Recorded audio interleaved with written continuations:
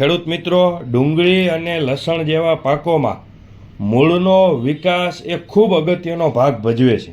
જો મૂળનો વિકાસ સારો હોય તો જ ઉપરથી એનો વૃદ્ધિ વિકાસ સારો થાય, તો જ એનો ગાંઠિયો સારો બને અને તો જ આપણને ગુણવત્તાયુક્ત સારું ઉત્પાદન મળી શકે.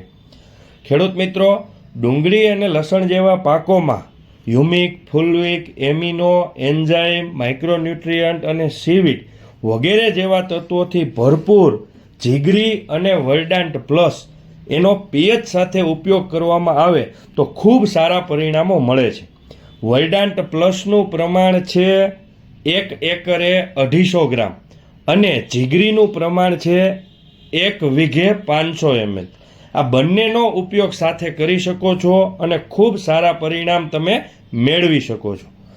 આપે ખૂબ શાંતિથી વિડીયો સાંભળ્યો એ માટે આભાર. જય હિન્દ.